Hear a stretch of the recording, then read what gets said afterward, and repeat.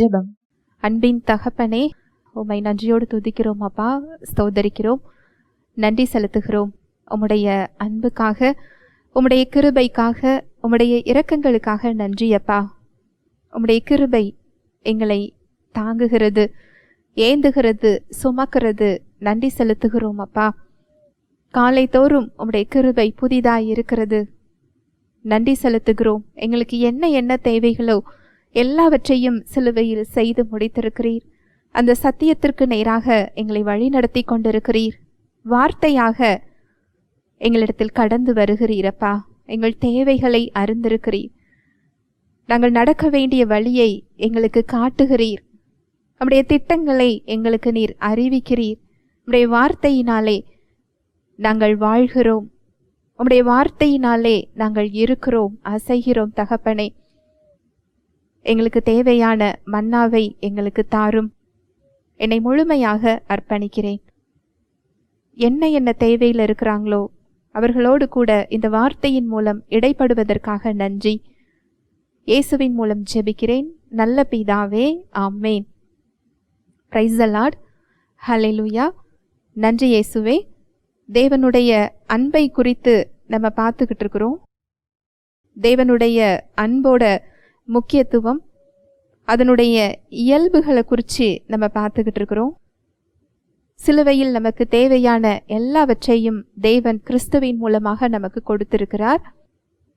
இலவசமாக, கிருபையாக அது நமக்கு கொடுக்கப்பட்டிருக்கிறது. அதை பெற்றுக்கொள்ளக்கூடிய விசுவாசத்தையும் அவர் நமக்கு தந்திருக்கிறார். அந்த விசுவாசம் செயல்படக்கூடிய இடமாக அன்பு இருக்கிறது. விசுவாசத்தை பரிபூரணமாக்கக்கூடிய, அதை செயல்படுத்தக்கூடிய இடமாக அன்பு செயல்படுகிறது. புதிய உடன்படிக்கையில் நமக்கு ஒரே ஒரு கட்டளை கொடுக்கப்பட்டிருக்கிறது. கிறிஸ்து நம்மை மன்னித்தது போல, கிறிஸ்து நம்மீது அன்பு கூர்ந்தது போல நாம் ஒருவரை ஒருவர் மன்னிக்க, அன்பு கூற அழைக்கப்பட்டிருக்கிறோம். அதனால் நாம் அவருடைய சீஷர்கள் என்று உலகம் அறிந்து கொள்ளும் என்று வேதம் சொல்லுகிறது. தேவன் அன்பாகவே இருக்கிறார். தேவனால் பிறந்த எவரும் தேவனை அறிந்திருக்கிறார்கள். வாசிக்கலாம். 1 யோவான் 4:7-8. பிரியமானவர்களே, ஒருவரில் ஒருவர் அன்பாயிருக்க கடவோம். ஏனெனில் அன்பு தேவனால் உண்டாயிருக்கிறது. அன்புள்ள எவனும் தேவனால் பிறந்து அவரை அறிந்திருக்கிறான். அன்பில்லாதவன் தேவனை அறியான். தேவன் அன்பாகவே இருக்கிறார். இந்த அன்பில் வாழும்படி நாம் படைக்கப்பட்டிருக்கிறோம். தேவன் அதை விரும்புகிறார். தேவ அன்பில் தேவனுடைய வல்லமை செயல்படுகிறது. அதன் மூலம் தேவனுடைய நாமம் மகிமைப்படுகிறது. தேவ அன்பின் முக்கியத்துவத்தையும், தேவ அன்புடைய இயல்புகளையும், அது செயல்படும் முறைகளையும் நம்ம பார்த்துக்கிட்டு இருக்கிறோம். இன்றைக்கு நம்ம பார்க்க போகிற வசனம் 1 கொரிந்தியர் 13:6. அநியாயத்தில் சந்தோஷப்படாமல் சத்தியத்தில் சந்தோஷப்படும். இதுக்கு முன்னாடி உள்ள வசனங்கள் எல்லாம் நம்ம பார்த்துக்கிட்டு இருந்தோம். தேவனுடைய அன்பு நீடிய சாந்தமும் தயவும் உள்ளது. அதற்கு பொறாமை இல்லை. அது தன்னை புகழாது, இருமாப்பாயிராது, அயோக்கியமானதை செய்யாது, தற்பொழிவை நாடாது, சினம் அடையாது, தீங்கு நினையாது. இன்றைக்கு நம்ம பார்க்க போகின்ற வசனம் அநியாயத்தில் சந்தோஷப்படாமல் சத்தியத்தில் சந்தோஷப்படும். இந்த வசனத்தை நம்ம தியானிக்க போறோம். இதை ஒரு 3 பகுதிகளாக நம்ம பார்க்கலாம். அநியாயத்துல சந்தோஷப்படாமல் சத்தியத்துல சந்தோஷப்படுறதுனா என்ன? அநியாயம் என்று வேதம் எதை சொல்லுகிறது? தேவனுடைய அன்பு அநியாயத்தில் சந்தோஷப்படாதான். பல மொழிபெயர்ப்புகள்ல இந்த வசனம் எப்படி போட்டிருக்கு அப்படின்னா, தவறான காரியங்கள்ல, தீங்கான காரியங்கள்ல, பாவமான காரியங்கள்ல அன்பு சந்தோஷப்படாது. சத்தியத்தில் தெய்வ அன்பு சந்தோஷப்படுமா? அதாவது தேவனுடைய நீதியும் அவருடைய வழிகளும் அவருடைய வார்த்தைகளும் வெளிப்படுவதற்கு, அது செயல்படுவதற்கு, தேவனுடைய நீதி வெளிப்படும்போது தேவனுடைய அன்பு சந்தோஷப்படும். தேவ அன்பு அநியாயத்தில் சந்தோஷப்படாது. இந்த அநியாயம் அப்படிங்கிறதுல பிறருக்கு விரோதமாக செயல்படுறது, இதுவும் இந்த அநியாயத்துல சேரும். வேதத்துல பல உதாரணங்கள் இதற்கு கொடுக்கப்பட்டுள்ளது. பிறருக்கு விரோதமாக, பிறருக்கு தீங்காக செயல்படுறது, அது பொறாமையினால இருக்கலாம், பிடிக்காததுனால இருக்கலாம், எதேச்சையாக இருக்கலாம். அவர்கள் நமக்கு தீங்கு இழைக்கிறதினால், நமக்கு தீமையாக நடந்து கொள்ளுகிறதினால் நாம் பதிலுக்கு செய்கிறதாக இருக்கலாம். எதுவாக இருந்தாலும் தேவ அன்பு பிறருக்கு தீமையான காரியத்தை செய்ய நினைக்காது. அந்த தீமையான காரியத்தில் தேவ அன்பு மகிழாது. ஒரு சில உதாரணங்களை வேதத்திலிருந்து நம்ம பார்க்கலாம். எஸ்தர் ராஜாத்தியோட புத்தகத்துல மொர்தேகாய், ஆமான், இந்த 2 பேரும் நமக்கு தெரியும். மொர்தேகாய் ஆமானை பணிந்து கொள்ளாததினால் அவர் மீது ஆமான் மூர்க்கம் கொண்டு, அவர் மீது கோபம் கொண்டு, நல்லா பாருங்களேன், இந்த தீமையான எண்ணம் ஆமானுக்கு எப்படி வருகிறது என்றால், தான் நான் என்கின்ற அந்த சுயத்தின் மூலம், பெருமையின் மூலம் வருகிறது. அங்கு மொர்தேகாய் ஆமானை பார்த்து வணக்கம் செய்யாததினால் ஆமானுக்கு அவர் மீது கோபம் வருகிறது. அங்கு அவர் மொர்தேகாய்க்கு மாத்திரம் அவர் தீமை செய்ய நினைக்கல, அவருடைய இனத்திற்கே அவர் தீங்கு செய்ய நினைக்கிறார். எப்பொழுதுமே தீமை செய்வதற்கு காரியம் கைகூடி வரும். அதற்கேற்ற சூழல்கள் இருக்கலாம். அதை எளிமையாக செய்யக்கூடிய அதிகாரத்துல, இடத்துல, அந்த ஸ்தானத்துல நம்ம இருக்கலாம். அதுல ஒரு நிமிடம் அந்த தீங்கு, அந்த தீமை நம்மை என்ன இடத்திற்கு கொண்டு செல்லும் என்று நாம் நினைத்தோம் என்றால் அதுல நம்மை நிதானப்படுத்தி கொள்ள முடியும். அதோட விளைவை சற்று யோசித்து பார்த்தால், இன்னும் சொல்ல போனா, நம்மோடு இருக்கின்ற சக மனிதர்கள், அவர்களுடைய வாழ்வுக்கு நம்ம முக்கியத்துவம் கொடுத்தால், மதிப்பு கொடுத்தால், அந்த தீங்கை அவங்களுக்கு நம்ம செய்ய மாட்டோம். இங்க ஆமான் ஒரு இனத்தையே அழிக்க நினைக்கிறார். அதற்கான அதிகாரத்தில் அவர் இருக்கிறார். அவருடைய திட்டமும் கைகூடி வருகிறது.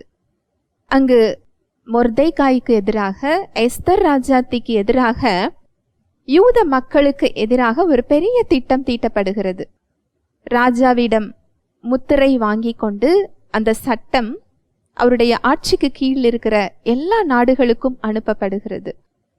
எப்பொழுதுமே தேவன் நீதி நியாயத்தில் பிரியப்படுகிறவர்.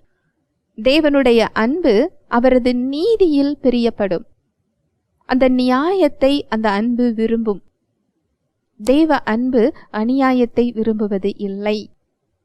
அங்கு எஸ்தர் ராஜாத்தையும் மொர்தேகாயும் யூத மக்கள் அனைவரும் தேவனை நோக்கி பார்க்கிறாங்க.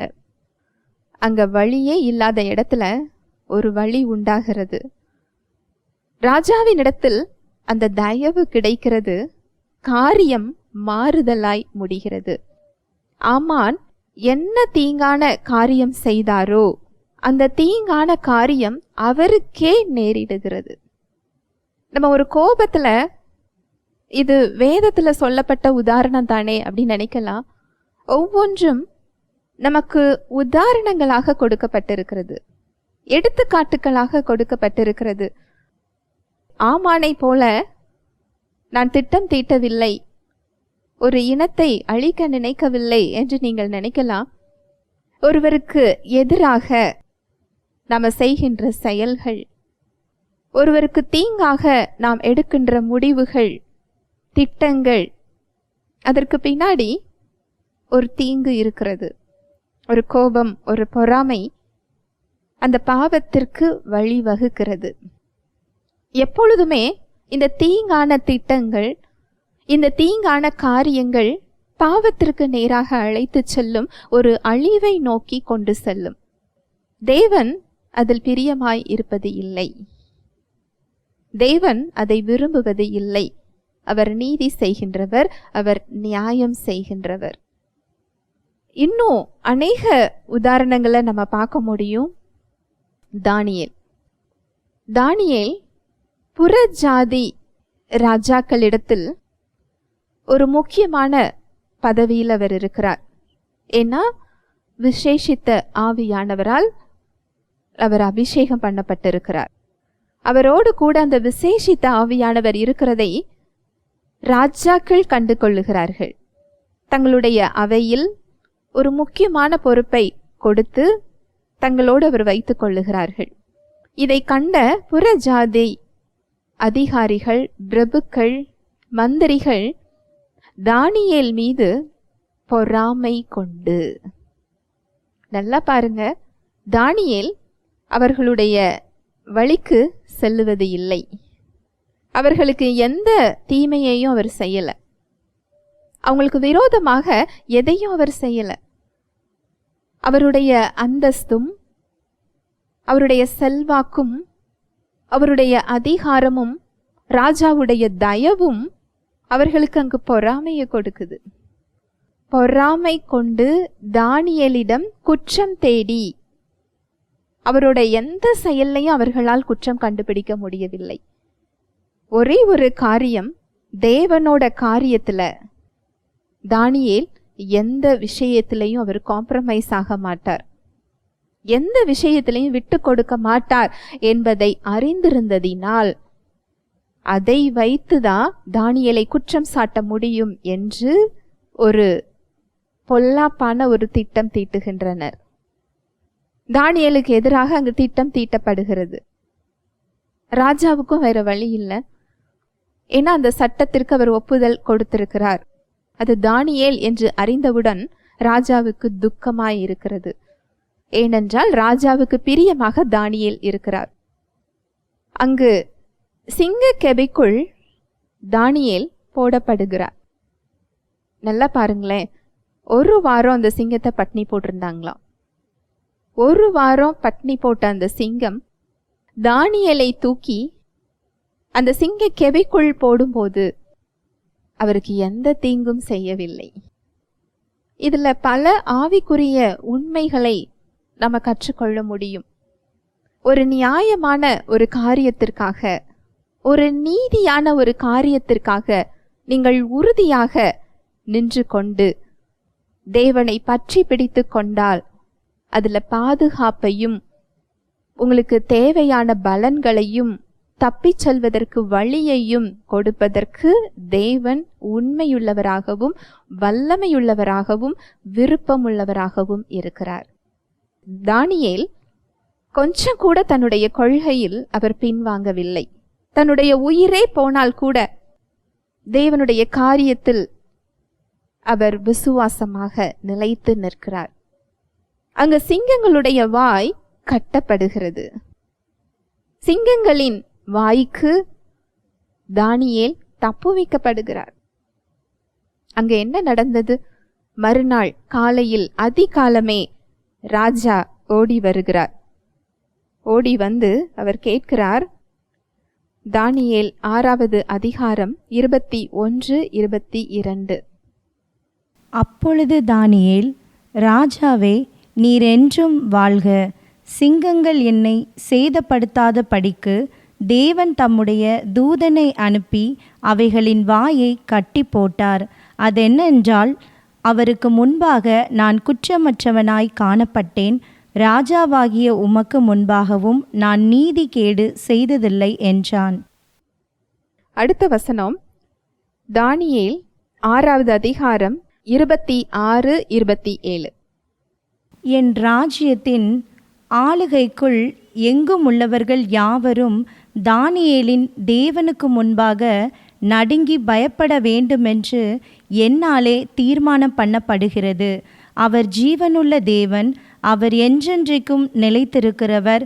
அவருடைய ராஜ்யம் அழியாதது. அவருடைய கர்த்தத்துவம் முடிவு பரியந்தமும் நிற்கும். தானியேலை சிங்கங்களின் கைக்கு தப்புவித்த அவரே தப்புவிக்கிறவரும் இரட்சிக்கிறவரும் வானத்திலும் பூமியிலும் அடையாளங்களையும் அற்புதங்களையும் செய்கிறவருமாயிருக்கிறார் என்று எழுதினான். ராஜா தானியேலிடம் சென்று கேட்கிறார், நீ இடைவிடாமல் ஆராதிக்கிற உன் தேவன் உன்னை சிங்கங்களுக்கு தப்புவிக்க வல்லவராயிருந்தாரா என்று தானியேலை கேட்டார். அதற்கு தானியேல் சொல்றாரு, சிங்கங்கள் என்னை சேதப்படுத்தாத படிக்கு தேவன் தம்முடைய தூதனை அனுப்பி அவைகளின் வாயை கட்டி போட்டார். ஏனென்றால் அவருக்கு முன்பாக நான் குற்றமற்றவனாய் காணப்பட்டேன். ராஜாவாகிய உமக்கு முன்பாகவும் நான் நீதிகேடு செய்தது இல்லை. இந்த இருதயத்தை தேவன் காண்கின்றார். தேவனுக்கு உண்மையான இருதயம். நம்ம செய்கின்ற வேலையில் உண்மை, நம்ம செய்கின்ற செயலில் உண்மை. அந்த உண்மையான இருதயம் தேவனிடத்தில் ஆசீர்வாதத்தை பெற்றுக்கொள்ளும். அங்க என்ன நடக்குது பாருங்க. 26வது வசனம், 27, என் ராஜ்யத்தின் ஆளுகைக்குள் எங்கும் உள்ளவர்கள் யாவரும் தானியேலின் தேவனுக்கு முன்பாக நடுங்கி பயப்பட வேண்டுமென்று என்னாலே தீர்மானம் பண்ணப்படுகிறது. ஏனென்றால் அங்க தானியேல் வெளியே வந்த பிறகு அவருக்கு எதிராக திட்டம் தீட்டியவர்கள் அந்த கெபிக்குள் போடப்படுகின்றனர். அவர்கள் கீழே போய் விழும் முன்பதாகவே சிங்கம் அவர்களை கடித்து சாப்பிடுகிறது. தாங்கள் வெட்டிய குழியில் அவர்களே விழுகிறார்கள். எப்பொழுதுமே ஒரு தீங்கான காரியம் நமக்கு நன்மையை கொண்டு வராது. அந்த நேரம் அது நமக்கு ஒரு நன்மையாக தெரியலாம், அந்த நேரம் நமக்கு அது சிறந்ததாக தெரியலாம். ஆனா அது சிறந்தது அல்ல, அது அழிவுக்கு நேராக செல்லுகிறது. தேவனுடைய வல்லமை செயல்படுகிறதை தடுக்கிறது. பிறருக்கு அநியாயம் செய்வதில் தேவன் பிரியப்பட மாட்டார். பிறருக்கு தீங்கு செய்யறது, அது சின்ன விஷயமா இருந்தாலும் சரி, பெரிய விஷயமாக இருந்தாலும் சரி, தேவ அன்பு அநியாயத்தில் சந்தோஷம் அடையாது. அநியாயத்தில் அது பிரியப்படாது. அது சத்தியத்தில் அது சந்தோஷப்படும். தேவனுடைய காரியங்கள்ல, அவருடைய நீதியில, அவருடைய வார்த்தை நிறைவேறுவதில், அவருடைய வல்லமை செயல்படுகிறதுல, அவருடைய நாமம் மகிமைப்படுகிறதுல அது சந்தோஷப்படும். அவருடைய தேவனுடைய நாமம் அங்க மகிமைப்படுகிறது. தானியேலை சிங்கங்களின் கைக்கு தப்புவித்த அவரே தப்புவிக்கிறவரும் இரட்சிக்கிறவரும் வானத்திலும் பூமியிலும் அடையாளங்களையும் அற்புதங்களையும் செய்கிறவருமாய் இருக்கிறார் என்று ஒரு புறஜாதி ராஜா தன்னுடைய நாட்டு மக்களுக்கு சட்டம் இயற்றுகிறார். தானியேலுடைய தேவனே உண்மையான தேவன், பயப்படத்தக்கவர், தப்புவிக்கிறவர், ரட்சிக்கத்தக்கவர். எவ்வளோ பெரிய ஒரு சாட்சி இல்லையா? அங்கு அநியாயத்துல சந்தோஷப்படாம அங்கு சத்தியத்துல அங்கு தானியேல் சந்தோஷப்படுகிறார். ஒரு துன்பந்தான் அவருக்கு அந்த இடத்துல, ஆனாலும் அந்த சத்தியத்துல அவர் நிலைத்து நிற்பதற்காக அந்த துன்பத்தை அவர் சகித்து கொள்ளுகிறார். அங்கு தேவனுடைய நாம மகிமைப்படுகிறது. அவர் அந்த தீங்கிலிருந்து பாதுகாக்கப்படுகிறார். ஒரு நாடே மெய்யான தேவனை கண்டு கொள்ளுகிறது. ஹல்லேலூயா, பிரைஸ் தி லார்ட். ஒரு சாட்சி சொல்லி நான் முடிக்கிறேன். ஒரு தேவனுடைய மனிதர், ஊழியம் செய்கின்ற, சுவிசேஷத்தை அறிவிக்கின்ற ஒரு தெய்வ மனிதர். அவருக்கு தந்தை கிடையாது. அவருடைய தாத்தா, அவருடைய உறவுகள் இணைந்து ஒரு தொழிலை செய்கின்றனர். அவருடைய தாத்தாவும் இறந்து போகிறார். இவருக்கும் இவருடைய தாய் சகோதரருக்கும் கொடுக்க வேண்டிய பங்கை அந்த உறவுகள் கொடுக்க விரும்பவில்லை. அந்த பங்கை கேட்டு இந்த ஊழியக்காரரோட சகோதரர் அந்த ஊருக்கு செல்லுகிறார். அவரை அடித்து திரும்ப அனுப்பிவிட்டனர். இதை கேட்டு வரக்கூடாது, உனக்கு எந்த பங்கும் கிடையாது, உன் குடும்பத்துக்கு எந்த பங்கையும் நாங்கள் என்ன செய்ய மாட்டோம், தரமாட்டோம். இது ஒரு அநியாயம்தான்.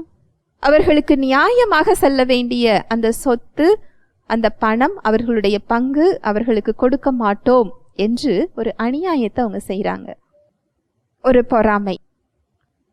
அவருடைய தாய் தன்னுடைய பிள்ளைகளை பார்த்து, சொத்து போனால் போகிறது, எனக்கு உங்களுடைய பாதுகாப்பு ரொம்ப முக்கியம், என்னுடைய பிள்ளைகள் எனக்கு முக்கியம், நீங்க போய் கேட்க தேவையில்லை அப்படின்னு சொல்லி அந்த தாய் அங்கு போக வேண்டான்னு சொல்லி தன்னுடைய பிள்ளைகளிடம் கூறுகிறார். இந்த ஊழியக்காரர் என்னுடைய சகோதரனுக்கு அவர்களை எப்படி கையாள வேண்டும் என்று தெரியாமல் இருக்கலாம்.